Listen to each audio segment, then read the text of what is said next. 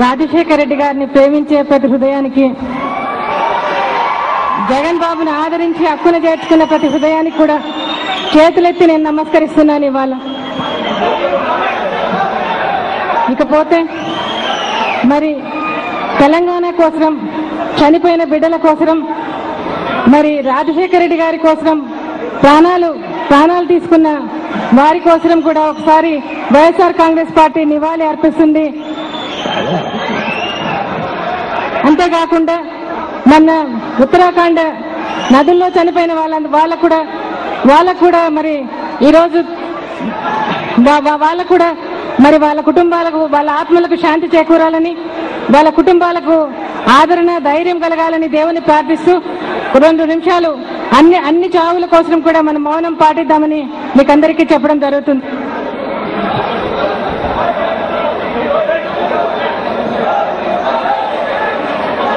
ఈరోజు అసలు మున్సిపల్ ఎన్నికలు ముందు రావాల్సింది, తర్వాత మండలాలకు, తర్వాత ఆ ఎలక్షన్స్ ముందు రావాల్సింది, తర్వాత పంచాయతీ ఎలక్షన్స్ మామూలుగా జరగాల్సిన ప్రక్రియ. అయితే ఈ ప్రభుత్వం మరి తెలుగుదేశం కాంగ్రెస్ పార్టీ కుమ్మక్కై ఈరోజు ఎన్నికలు జరిపించాలని అనుకోవడం కూడా మరి ఈరోజు అది కూడా ఒక కార్యక్రమం. ఎందుకంటే ఈ ఎన్నికలు పార్టీ రహితంగా జరుగుతాయి. ఎవరు గెలిచినా కూడా అన్ని మేమే గెలుచుకున్నామని చెప్పే ప్రక్రియలో పంచాయతీ ఎన్నికలు పార్టీ రహితంగా జరుగుతాయని చెప్పి మన ముందుకు తీసుకురావడం జరిగింది ఇవాళ ఎన్నికలు. ఈ ఎన్నికలు ఏది ఏమైనా కూడా వాళ్ళు ఏ విధంగా జరపాలనుకున్నా కూడా అన్ని ఎన్నికలకు కూడా వైఎస్ఆర్సీపీ సిద్ధంగా ఉంది అని తెలియజెప్పడం కోసం మనమందరం కలిసి మాట్లాడుకోవాల్సినవి, చర్చించుకోవాల్సినవి, నేను చెప్పాల్సినవి కూడా కొన్ని విషయాలు ఉన్నాయి. కాబట్టి ఈరోజు ఈ జిల్లాకు మీ మధ్యకు రావడం జరిగింది ఇవాళ. పోతే మరి 34 ఏళ్ల రాజకీయ జీవితంలో సుస్థిరమైన ప్రజా ప్రస్థానాన్ని రాజశేఖర రెడ్డి గారు కొనసాగించారు. అందుకు ఆ రోజు అంటే కార్యకర్తలకు ఆయన ఎంత విలువ ఇచ్చేవారో, ఎంత గౌరవం ఇచ్చేవారో, ఎంత ఆదరించేవారో మీ అందరికీ నేను చెప్పాల్సిన అవసరం లేదు. మీరు కూడా అంతే అభిమానంతో, అంతే ప్రేమతో ఆయన ఒక నాయకునిగా మీరు ఉన్నత స్థాయికి ఆయన తీసుకెళ్లగలిగారు. మీ సహకారం, మీ కృషి, మీ సేవ అన్ని కూడా ఆయన్ను అంతటి ఉన్నత స్థాయికి తీసుకుపోగలిగినాయని కూడా నేను చెప్పగలుగుతా ఉన్నా. ఇవాళ మీ సహకారం లేకుంటే ఆయన అంత ఉన్నత స్థాయికి ఎదిగి ఉండేవారు కాదు అని కూడా చెప్తా ఉన్నా.